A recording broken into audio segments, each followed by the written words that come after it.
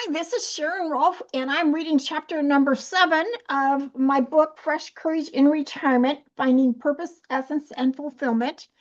And today, the chapter is called Desire Meaning. And this block that I made for this chapter really speaks to me a lot because it is kind of my sense of meaning, I guess, and that may you feed a hungry world through me is, in fact, kind of a prayer.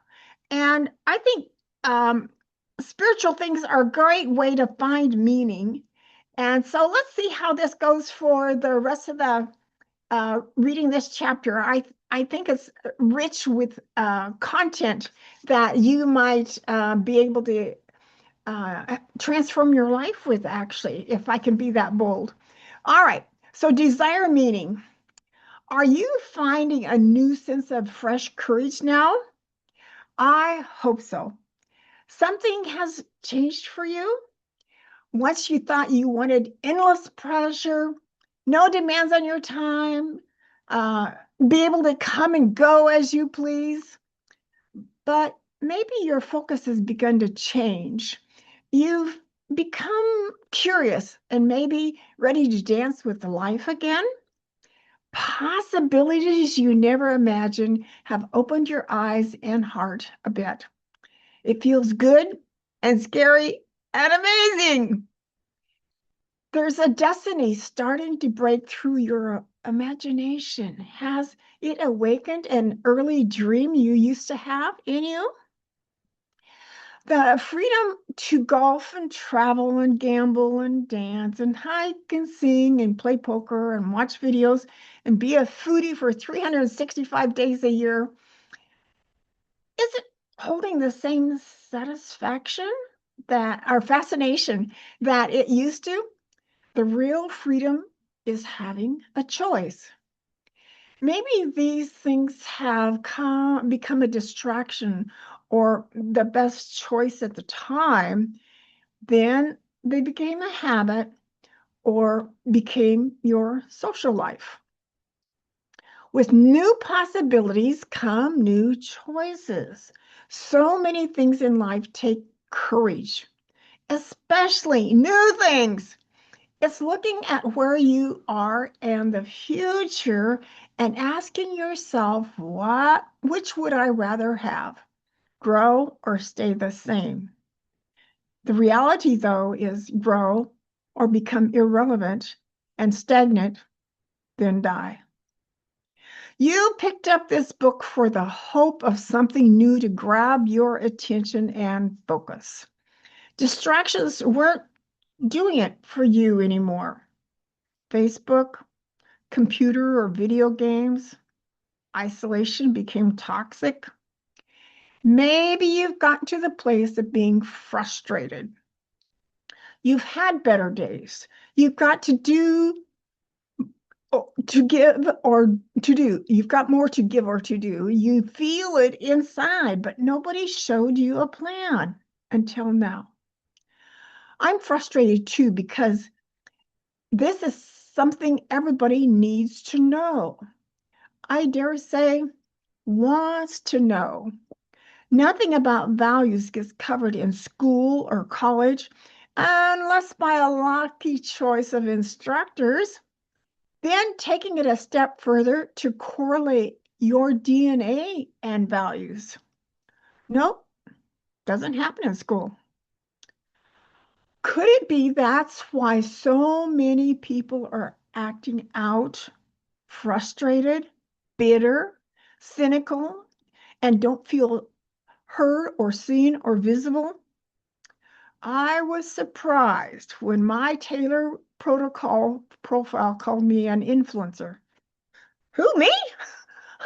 I did agree with the comprehend and express that they said was what I do with my fabric art blocks, um, where I turn wisdom nuggets from books I read into pretty wall hangings.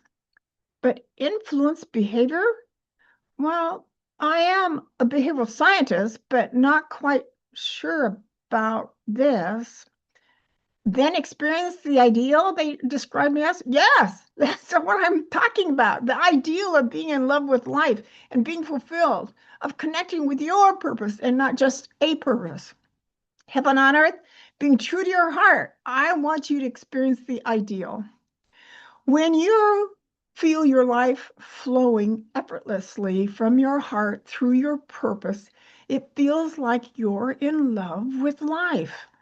Alive, like heaven on earth. What could be better than this? Delightful. Yet, writing my first book took lots of courage. It's like putting on a new garment and seeing how it fits. Having and knowing your essence gives you a new confidence that in time it will be the right choice. At first, you may even have to grow into it. I did. I had to dig deep, pulling things from deep inside me to share with you and make it my best. Like you, I want a cause to champion. When I consider retirement, I didn't have any great examples. My mom was a stay-at-home homemaker. My brother and sister didn't see retirement due to fatal accidents. And when my dad retired, I was living out of state. Besides, us boomers march to our own drummer, don't we? So my examples to me in reinventing myself appealed to me. I wanted a new, worthwhile focus.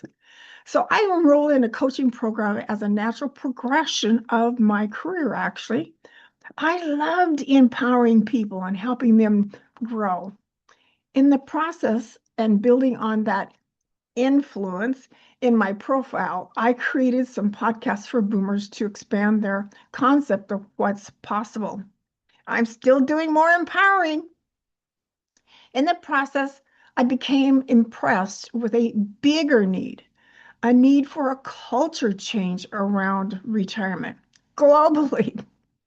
With people turning 100 daily now, I sense a need to motivate and engage this resource for the good of our world. Dr. Ken Dykewell says over the next 20 years, there will be about 3.9 trillion hours of time affluence, freedom, for those 65 and older over across the world. This is a new frontier that's begging for a solution. Like volunteering for the Peace Corps again? Now I've created this resource and my signature system, the Effortless Vitality Plan, and I've now renamed it to the Discover Your Spark process, is to guide others in self-discovery, deeper wisdom, and to create their spark statement. You've started the process by doing the suggested action plans here. Are you ready to step into understanding the inner DNA wisdom of you? When you feel your life flowing effortlessly from your heart through your purpose, it feels like you're in love with life. It will make your heart sing. Now, another retirement matter that needs to change is tackling the emotional side of retirement. That's transition of leaving a long career, a competitive industry, or high demanding overtime hours can be hazardous to your health, and nobody talks about it. All of the relationships with customers and teammates and colleagues are gone. You're no longer responsible for anything. You don't have any challenges to solve or fix, nothing to achieve or accomplish. We don't realize how much more we get from our jobs than a paycheck. What will make you feel alive, focused, and zoned in, curious, and excited? Well, the Discover Your Spark process addresses this internal deep self discovery and external adjustments so you have a healthy social, emotional, mental, and spiritual plan. This vacuum and time freedom are confronted. You are supported and held accountable to make new decisions, new plans, since you're in charge now. Without it, the isolation is too easily morphed into depression, alcoholism, and suicide. Maybe it starts with feeling sad or helpless, aimlessness, or a vague emptiness. Wasted time was my concern. Courageously reach for the best in you. Fully honor your values. Fully expressing the essence of who you are will have a major impact on you and those around you. Don't you want that too? When you feel your life flowing effortlessly from your heart through your purpose, it feels like you're in love with life, fulfilled, maybe even spiritual. Something our world is hungry for, I think, thirsty for.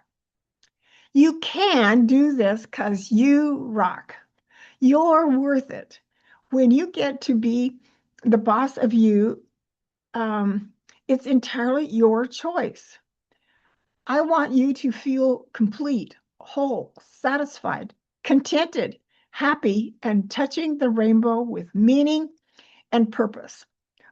In love with life, wholehearted living. Fulfillment was a topic of my interview with my colleague and friend Duane Reedus in another podcast, and she hosts her own radio show on River Time on KWBH. Our conversation had a river time quality to it, in fact. When I asked how she defined fulfillment, she said, "When I'm fulfilled, I'm calm inside my being. It's like I can just lie down inside my soul, just let go deep inside and just be. Sometimes I lie on the floor and just drop my arms and just breathe." So that gives me a physical sense. Another way I think about it is if we have seen hurricanes and tornadoes, but there's always a center still place. It's like being there for me. I can just let everything around me spin and I can just be in the center. Sometimes when I think about being fulfilled, I'm also energized to co create within my community. That fulfills me when I can connect with helping our community be stronger, focusing on where the art lies, what feeds me spiritually. Living close to nature does that for me. I need my dose of daily nature. I need my still point, and I need something that motivates and energizes me to connect with them. If someone is different than me, like engineers and scientists being very focused on details, numbers, and formulas, for them to be fulfilled might be different. They may need to feel safe and secure and knowledgeable about their field. It may look different. And that's what I think is curious because fulfillment isn't the same to everyone. So, who is very relational may feel unfulfilled right now because of the pandemic when I was writing this book, because they can't meet their social needs. Then, different music and Zoom help in connective ways. So, it's an individual and subjective thing what it means to truly be fulfilled. When I asked Duane, what are some signals that one is empty or full? This was her response. When I'm full, I have a sense of humor. I can laugh at myself. I can look at a situation and kind of see something different about it. When I'm empty, I struggle. I might be critical. I might be blaming. I might be stuck in some judgment about something that takes me off track, but not when I relish or am in deep satisfaction. When I first retired and sold one of my businesses, she said, I was amazed at how wonderful it was to sit in my chair and look out a window. To watch and listen to birds, I had been so busy creating this business and jobs for people and taking care of employees, I didn't have enough time. That became a signal. Then I began to get more signals to slow down. My body was changing. I needed to honor and give it what it needs. Sometimes people are in slow motion and actually need to energize themselves after sitting in a chair on their computer or watching TV. I always say, watch what gives you joy. How can you contribute to something that gives you joy? Besides, it's not all about me, it's about we. What fills you up and we together can co-create something much bigger and more beautiful than we can ever imagine yet. So when I asked, what does it mean when people are out of balance? We can talk about balance in many ways. I think I can talk about just being able to align my posture because we work so much on media and computers. The heaviest part of your body is your head, and our whole physical structure becomes out of balance. What's basically out of balance is noticing emotionally, is my mood good? Am I depressed? Am I sad? Noting that emotional part of me for your balance. What do I need to pep myself up? Do I need to call somebody that can give me a mood lift? Maybe I need to learn something new, read a new book, have a different conversation, join a book club. So then I'm stimulated intellectually and mentally. Of course, spirituality is also so different for everyone. I always do a little spiritual check. How am I? What's my spirit doing? What's my spirit saying to me? Do I need to do more meditation? Is my prayer time deep enough? She said. When I'm even praying about or meditating, what am I praying about or meditating about? So I see balance in this big spectrum of many dimensions of being physical, emotional, mental, and spiritual. And those are just the little checks that we could have with ourselves. You might wonder if people are more fulfilled, what would it look like? Duane says we can redefine what joy looks like in the future. I have a sense it's going to be focused more back to local communities, and we have an aging population. As you and I know, these baby boomers are hitting 70 and 80 in large numbers now. How do we take care of our elders? How do we honor our elders and ask them for their stories? How do we look back on our ancestry and bring that wisdom forward? Maybe it's been forgotten. I actually made a casserole, she said this morning, from somebody I knew was in my church during my youth. Her daughter put a recipe on Facebook last week in her mom's handwriting. And this morning, it kind of was like history was there. On our podcast, Duane told of a past event where she was at high risk and what her thought process was. Yes, huge risk. What I discovered was I did not trust myself. Wow, that's huge. It was. It set my life on a different course. I had trusted everybody around me and had not trusted myself at the deepest level. But something needed to move me to a new place. I didn't know.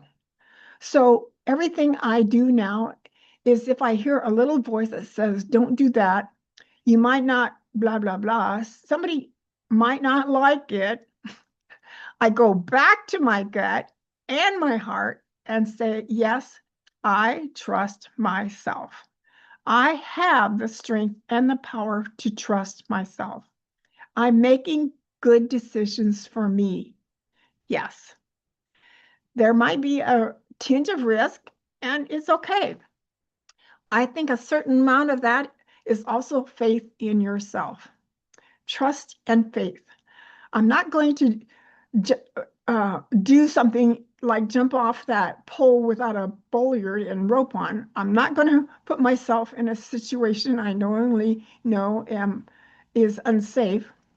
Now, sometimes you may be in a circumstance that you didn't have control over. So sometimes it's like the pandemic and you want more. I still want to be on my radio show, she said. I still want that. So, what am I going to do? I'm going to create a way to be on the radio. So, we found a way to pre-record it for a few weeks until it was safe to be back in the live studio. There's always a circumstance, and then what is my response to it? What is alive in you is supporting and encouraging you. All right, that's the end of our uh, uh, story with Duana, and here's our actions to take. On the end of every chapter, I give you some work to do so you can learn and grow with us. All right, the first question is, what whispers are you not listening to? That's all about listening to your spirit and your what's in your heart. What whispers are you not listening to? What one thing can you do this week that's risky, vulnerable, and puts a smile on your face? What have you let go of to get you to this place? What is your desire and the payoff once you have it? Using an element of nature that captures your attention, imagine being it. Describe yourself as being this object of nature, being as specific as possible, telling a story in the first person I voice. Like maybe you're a bird, and what story can you tell about being a bird? Uh, Another action to take, journal how the richness of your soul is flowing through you. Mm, mm. The richness of your soul is flowing through you. And my last action to take, where will you be in 3 years if you don't start on the journey now? Thanks for listening, and desire meeting was our topic today, and thanks for joining me.